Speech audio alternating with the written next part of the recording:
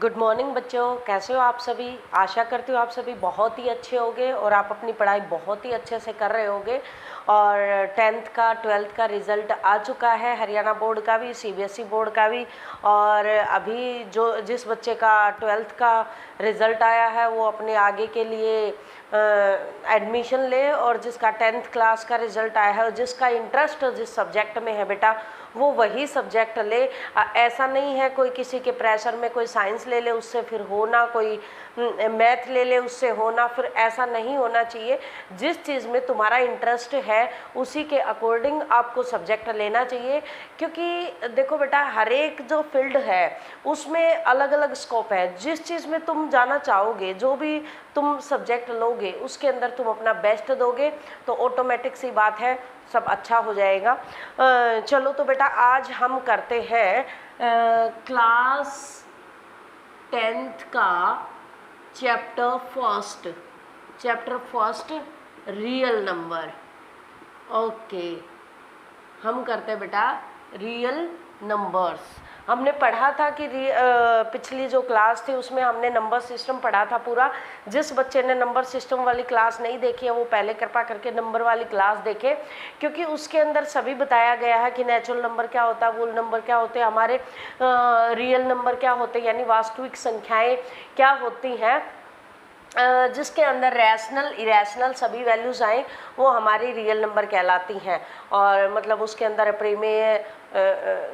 प्रीमेय संख्या या प्रीमेय हिंदी में कहेंगे हम उनको, वो सारी आ जाएं वो कहलाती है हमारी रियल नंबर्स। ओके, तो इसके अंदर जो हमारा ये फर्स्ट चैप्टर है बेटा, इसके अंदर पहली वाली एक्सरसाइज कट चुकी है। जिसका पुराना वाला मैथ है उसमें तो वो एक्सरसाइज है वो अपनी कट कर ले, और लेकिन जो न्यू एडिशन अभी आया है उसके अंदर फर्स्ट डे ही नहीं रखी। तो इसके अंदर सबसे पहले हमारा क्वेश्चन फर्स्ट आता है। ओके, तो बेटा ये हमारा क्वेश्चन फर्स्ट है एक्सरसाइज का। इसके अंदर दिया गया है express each number as a product of its prime factors. Prime factor की फॉर्म में लिखना है, प्राइम फैक्टर करके लिखना है, हर एक नंबर को एक्सप्रेस करना है। कहने का मतलब ये है। अब देखो बेटा, प्राइम नंबर हमने पढ़े थे, पहले तो हम प्राइम नंबर्स जानते हैं, फिर से एक बार रिवाइज करके। जो प्राइम नंबर हमारे हैं ऐसे नंबर्स जो खुद से और 1 से डिवाइड होते हैं, ऐसे जो नंबर होते हैं वो प्राइम फैक्टर कहलाते हैं। जैसे कि सबसे 2, 3, 5, 7, 11 बाकी के फैक्टर हो सकते हैं, इनके टुकड़े नहीं किए जा सकते। इनको अभाज्य संख्याएं बोलते हैं, अभाज्य संख्याएं, अभाज्य संख्याएं।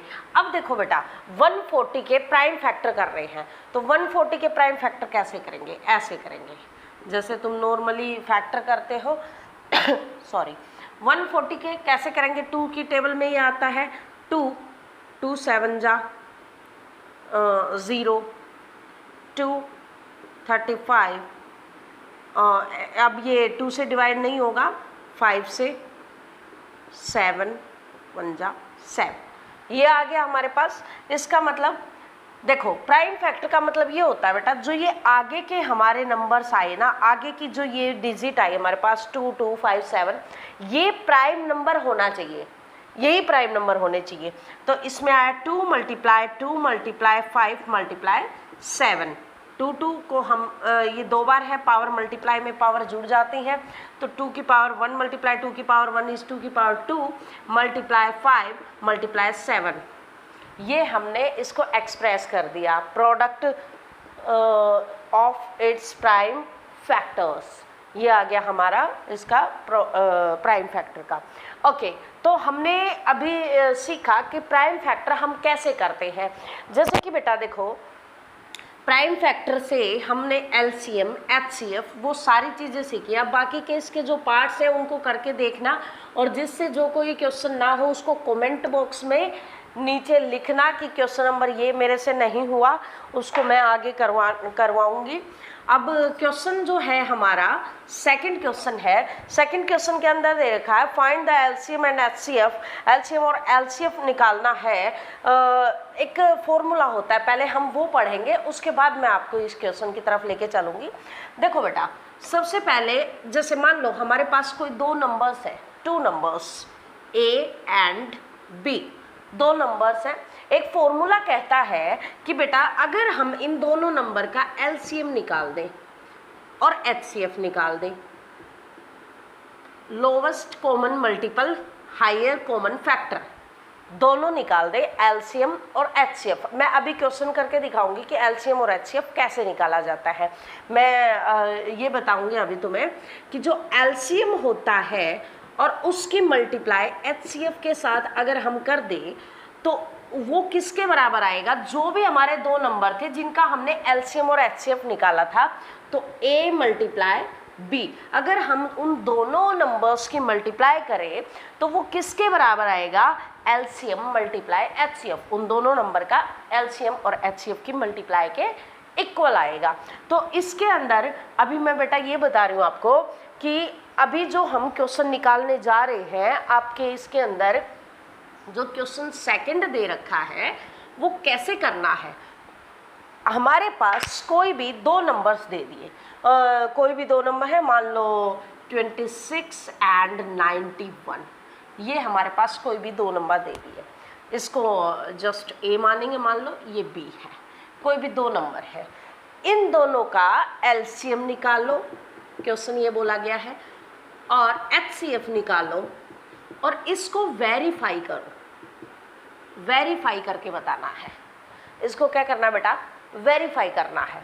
देखो कैसे निकालेंगे, जब हम एलसीएम निकालते हैं, एलसीएम लोवेस्ट कॉमन मल्टीपल, जब हम एलसीएम निकालते तो दोनों का एक साथ 26 91, दोनों का हम एक साथ निकाल सकते हैं, ठीक है। तो 2 की टेबल से 2 13 एंड 91, एंड अभी 13 की टेबल से 13 1 जा 13 एंड 13 7 जा 91, सॉरी 13 1 जा 1 यहाँ पे और 7 यहाँ पे, एंड 7 1 जा 7। ओके, तो हमारा इसका जो एलसीएम आया वो क्या आया, 2 मल्टीप्लाई 13 मल्टीप्लाई 7, 13 दूनी 26, 26 एंड मल्टीप्लाई 7, कितना आएगा हमारे पास, इसका जो एचसीएफ आएगा 13 2 जा 26 एंड 7, 26 मल्टीप्लाई 7 करना आप लोगों ने, 42 टू 182, 182 हमारा क्या आ गया, एलसीएम आ गया। अभी एचसीएफ निकालेंगे, एचसीएफ कैसे निकालते हैं बेटा, एचसीएफ निकालते हैं अलग अलग टर्म्स का। जैसे मान लो 26 है हमारे पास, अलग से इसका निकालेंगे, 2 की टेबल में 13 एंड 13 1 जा 13, ओके। एंड अभी निकालेंगे 91 का, 91 का कैसे निकालेंगे बेटा, सेम ऐसे ही 7 की टेबल पे आ जाएगा ये 13 पे, एंड 13 1 जा 13, यही आ गया। तो अब एचसीएफ होएगा क्या, 26 आया 2 मल्टीप्लाई 13 एंड 91 आया 7 multiply 13, and 13 is a common number, so HCF is 13, और एचसीएफ इज 13। सो एचसीएफ हमारे पास आ गया, एलसीएम हमारे पास आ गया। अब क्या रह गया, वेरीफाई करना।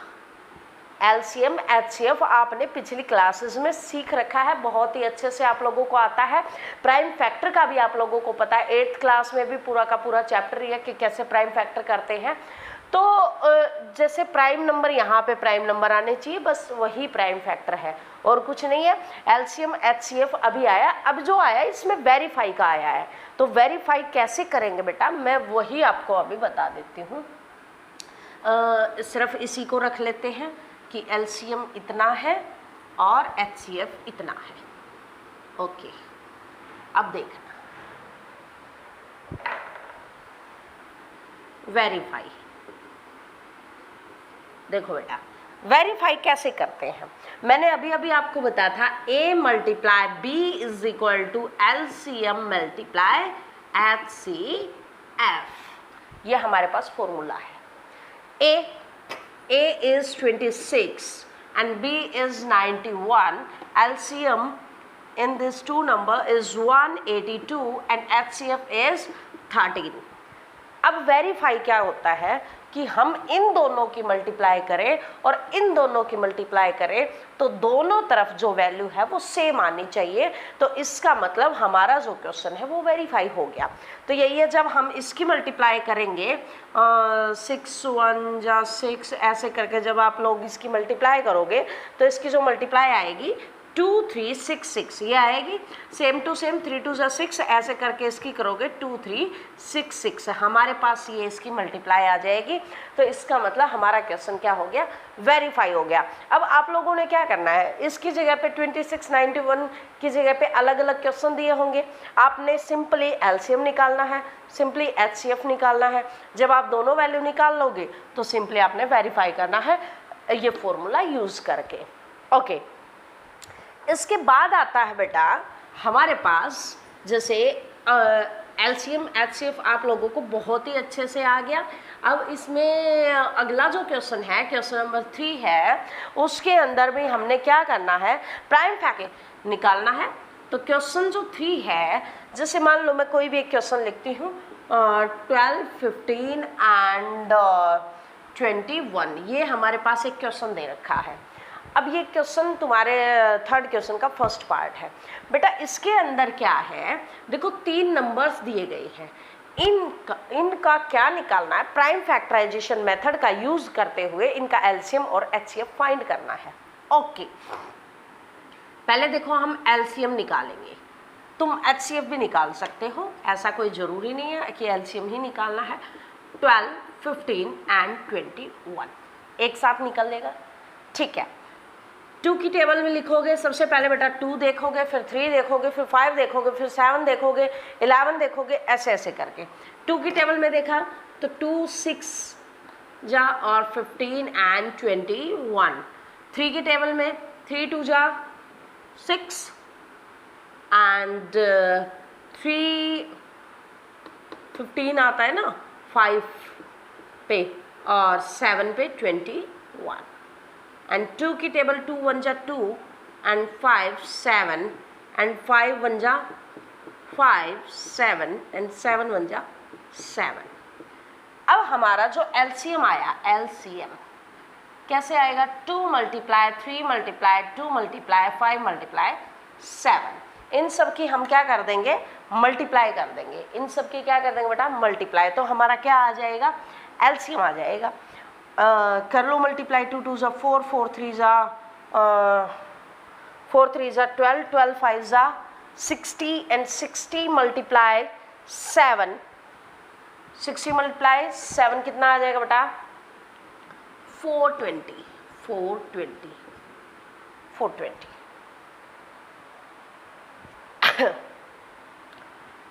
अब ये था बेटा एलसीएम।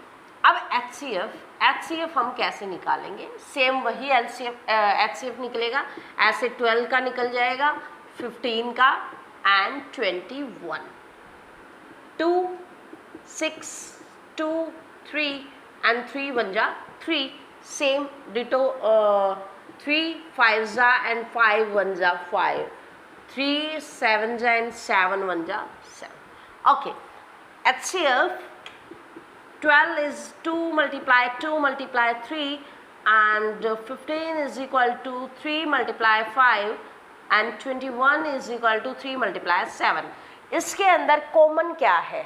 सबसे पहले इसके अंदर कॉमन क्या है? क्योंकि हाईएस्ट कॉमन फैक्टर, हम वही तो चीज़ निकाल रहे हैं, तो हाईएस्ट कॉमन फैक्टर हमारे पास कॉमन है 3 हमारे पास कॉमन है तीनों में। तो HCF इज इक्वल टू 3। इसका जो HCF हो गया वो कितना आ गया? 3। तो जो इसका थर्ड क्वेश्चन है वो ऐसे ही बेस्ड है। आप लोगों ने यही करना है कि ऐसे एलसीएम निकाला और HCF निकालना है। ओके, उसके बाद क्वेश्चन 4 पे चले तो क्वेश्चन जो 4 है वो देखो बेटा क्या दे रखा है। बहुत ही इजी चैप्टर है, नंबर्स की नॉलेज तुम्हें पहले से ही है, पिछली क्लासेस में बहुत अच्छे से तुमने पढ़ रखे हैं। जिसने नहीं पढ़ रखे वो अच्छे से रिवाइज कर ले, और फैक्टर्स भी आप लोगों ने पहले से ही पढ़ रखे हैं, तो इसके अंदर कुछ अलग नया नहीं है। क्वेश्चन जो 4 है वो हमें गिवन दैट दे रखा है। क्या दिया गया है बेटा? HCF दे रखा है। किसका 306 and 657 is equal to 9।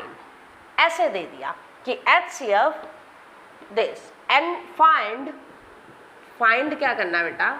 LCM। आप लोगों ने LCM फाइंड करना है। अब आप LCM कैसे निकालेंगे ध्यान दीजिए। देखो बेटा, मैंने आप लोगों को बताया था A multiply B is equal to LCM multiply HCF। यही गिवन है हमारे पास। ओके, तो A क्या हो गया इसके अंदर? 306 एंड B क्या हो गया? 657 इज इक्वल टू LCM निकालना है हमने LCM, और HCF क्या हो गया? HCF is 9। ये हो गया हमारे पास, ये गिवन है, वही मैंने पुट किया और कुछ नहीं किया। बेटा LCM को इधर रखेंगे, 9 मल्टीप्लाई में है, इधर आएगा तो डिवाइड में। 306 multiply 657 divide by 9 is equal to LCM।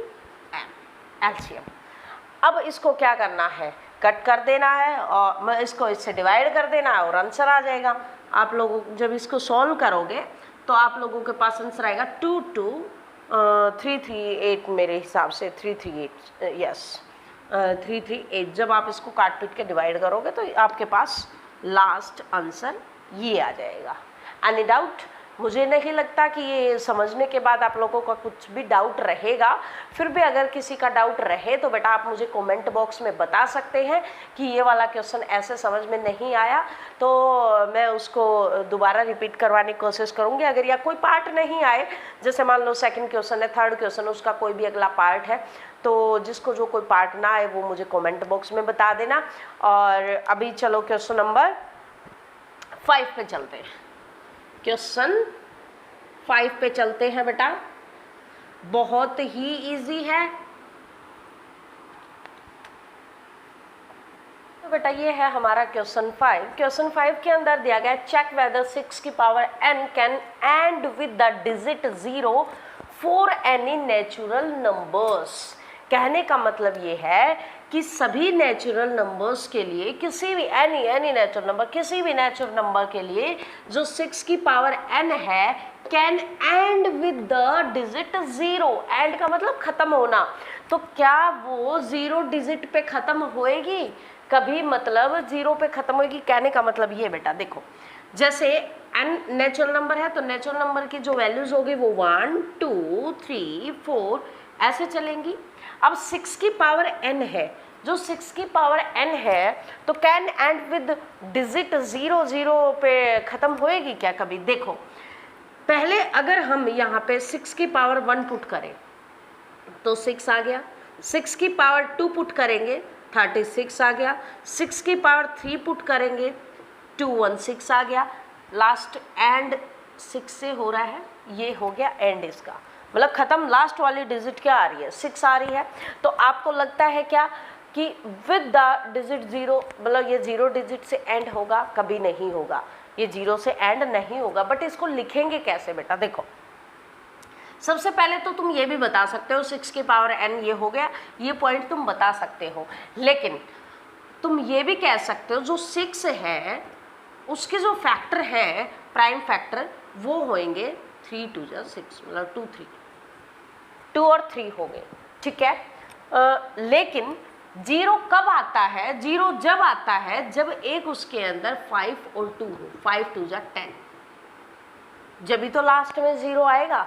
5 भी होना चाहिए और 2 भी होना चाहिए, तो 0 आ जाएगा किसी के फैक्टर में। लेकिन इसमें क्या है? 3 और 2 है, तो इसका मतलब इसके अंदर 0 नहीं आएगा। इसके अंदर 0 नहीं आएगा। ये 6 ऐसे ही 4 की पावर जब तुम निकालोगे तो ये लास्ट ये भी 6 आएगा। तो ये किससे एंड हो रहा है बेटा? 6 से। लेकिन एक चीज़ का ध्यान रखना बेटा, इस क्वेश्चन के अंदर जो दिया गया है हमें 4 एनी नेचुरल नंबर से दिया गया है। लेकिन सोचो नेचुरल नंबर की जगह अगर वोल नंबर आ जाए, वोल नंबर्स का ये मतलब हो गया कि वोल नंबर्स का क्या मतलब हो गया कि अभी जो हमारे n शुरू हो रहा है वो 0 से, 0 1 2 3 4 5, तो क्या अभी 0 एंड हो सकता है इसका? क्या इसका अभी एंड जो है वो 0 हो सकता है? देखो बेटा, क्वेश्चनों को रटना बिल्कुल भी नहीं होता है, क्योंकि हम जितना कंसेप्ट सीखेंगे उतना हम मैथ में डीपली जाएंगे।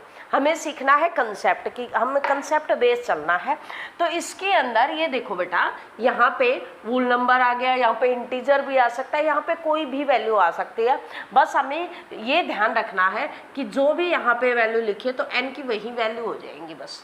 तो कहने का मतलब ये 6 की पावर अभी अगर हम 0 रखेंगे तो किसी भी नंबर की पावर या किसी की भी पावर, मतलब x की पावर 0, किसी की भी पावर अगर हम 0 लगा लें, a की पावर 0, 100 की पावर 0, किसी की भी पावर 0 होएगी तो बेटा आंसर हमेशा 1 आता है। आंसर हमेशा क्या आता है बेटा? 1। किसी भी वैल्यू, मतलब 6 की पावर है, किसी भी नंबर्स की है या किसी भी वैसे डिजिट के किसी की भी पावर अगर 0 है तो आंसर कितना आएगा हमारा? 1 आएगा। तो अगर हम 6 की पावर 0 लगाए, अगर यहाँ पे वोल नंबर लिखा है 6 की पावर 0 लगाए तो भी आंसर कितना आ रहा है? 1। तो भी जो हमारा एंड है वो 0 से नहीं हो रहा, लास्ट 0 डिजिट नहीं आ रही। तो इसको हम अपने एक्सप्लेनेशन में ऐसे ही लिखेंगे कि जो n की वैल्यू है वो 1 2 3 से स्टार्ट हो रही है। यहाँ पे अगर वैसे जैसे मैंने दिखाया था एग्जाम्पल लिख के वैसे दिखा दो कि पावर 1 2 3, और ये भी हम बता सकते हैं कि 5 × 2 = 10, कि उसके अंदर जो फैक्टर होने चाहिए उसमें 5 और 2 आना चाहिए, तभी जा करके वो 0 आएगा, नहीं तो 0 पे एंड नहीं होगा, नहीं तो 0 पे एंड नहीं होगा बेटा। ये था हमारा क्वेश्चन 5। क्वेश्चन 5 जैसा ही एक एग्जाम्पल भी अगर एग्जाम्पल भी है हमारे पास, उसको भी आप लोग ट्राई करना। अब आता है क्वेश्चन 6। जो क्वेश्चन 6 है हमारे पास वो क्या लिखा है? एक्सप्लेन करना है। एक्सप्लेन वाई, क्या एक्सप्लेन करना है? 7 × 11 × 13 प्लस 13, एंड एक और नंबर दिया गया है 7 × 6 × 5 4 होगा 5 × 4 × 3 × 2 × 1 प्लस 5। ये दो क्वेश्चन है अलग अलग। Explain why this and this are composite numbers, are composite numbers. अब ये बताना है बेटा, देखो ये क्या है? कंपोजिट नंबर्स है। अगर हमें ये एक्सप्लेन करना पड़ जाए कि ये कंपोजिट नंबर है तो कैसे करेंगे? अब आपको दिख रहा होगा ये भी एक प्राइम नंबर है, ये भी एक प्राइम नंबर है, ये भी एक प्राइम नंबर है और ये भी एक प्राइम नंबर है। जब हमारे पास सारे ही प्राइम नंबर है, सारी ही अभाज्य संख्याएं हैं, तो भाज्य इसको कैसे प्रूव करेंगे? कंपोजिट मतलब भाज्य संख्या, मतलब इसके कुछ ना कुछ फैक्टर हो रहे हैं, हमें ये एक्सप्लेन करके दिखाना है। ओके बेटा, देखो तुम्हारे पास क्वेश्चन है 7 × 11 × 13 प्लस 13। अब ये एक डिजिट हो गई और ये एक डिजिट हो गई, ये दो अलग अलग नंबर हो गए, क्योंकि यहाँ पे बीच में प्लस है और मल्टीप्लाई है तो ये एक ही डिजिट है और ये अलग अलग होगी। ओके बेटा, इसके अंदर भी 13 है और इसके अंदर भी 13 है सॉरी बेटा, इसके अंदर भी 13 है और इसके अंदर भी 13 है। तो हम क्या करेंगे, इन दोनों के अंदर से 13 को बाहर कॉमन निकाल लेंगे। 7 × 11, यहाँ से तो ये 13 बाहर आ गया, इधर से ये 13 बाहर आएगा तो यहाँ 1 बचेगा, ये आ गया 13 बाहर कॉमन। ओके देखो बेटा, 11 × 7 77 प्लस 1 78 मल्टीप्लाई 13, 78 × 13। अब जो 78 है बेटा उसके टुकड़े किए जा सकते हैं, उसके फैक्टर हो सकते हैं, बिल्कुल हो सकते हैं। 78 हमारे पास एक कंपोजिट नंबर है। क्या है? एक कंपोजिट नंबर। कंपोजिट नंबर है ये, इसके फैक्टर्स किए जा सकते हैं। 78 के फैक्टर्स हम कर सकते हैं, और जो 13 है जब इसके साथ मल्टीप्लाई होगा तो ये पूरा एक क्या बन जाएगा? कंपोजिट नंबर बन जाएगा। इसके टुकड़े वैसे आएंगे क्या? तुम इसको ऐसे फैक्टर करके देख सकते हो। 2 से करोगे तो 2 3 जा 6 एंड 2 निमट 2 3 6, ठीक आ गया 39। 2 मल्टीप्लाई 39 ये बना हमारा, और मल्टीप्लाई ये 13, तो ये एक हमारे पास क्या आ गया? कंपोजिट नंबर आ गया। अब जो हमारे पास ये वैल्यू है, अब इसके अंदर देखो बेटा सेम ही क्वेश्चन है, इसमें 7 6 5 4 3 2 1 दे रखा है एंड 5 दे रखा है। तो बेटा 5 इसके अंदर भी है, इसके अंदर भी है, दोनों के अंदर से ऐसे ही 5 कॉमन लेना है। जो वैल्यू आएगी उसके देखने हैं, 2 टुकड़े बनेंगे, तो वो क्या हो जाएगी? हमारे पास एक कंपोजिट नंबर।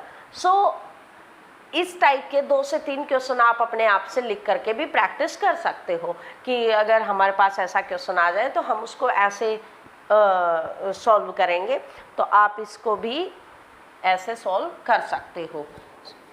मेरे हिसाब से ये बहुत ही तो बेटा हमारे पास ये लास्ट क्वेश्चन रह गया, क्वेश्चन नंबर 7। ये क्या कहता है? देखो अभी करते हैं हम इस एक्सरसाइज के 6 क्वेश्चन डन कर चुके हैं। देखो, there is a circular path around a sports field. हमारे पास एक गोल सर्कल में एक गोल क्या है? पाथ है, रास्ता है, स्पोर्ट्स फील्ड जो खेलने की जगह है वहाँ पे। Sonia takes 18 minutes to drive 1 round of the field.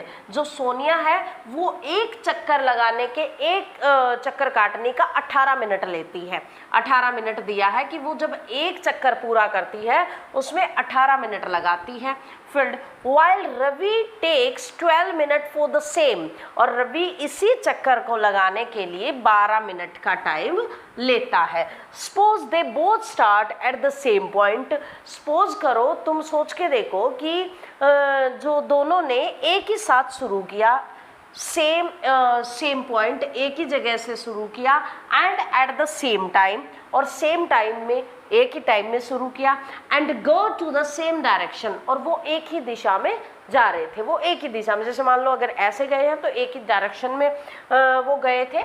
After how many minutes, निकालना क्या है कि आफ्टर हाउ मैनी मिनट्स, कितनी मिनट के बाद, विल दे मीट अगेन, वो दोबारा से क्या होंगे? मिलेंगे एट द स्टार्टिंग पॉइंट।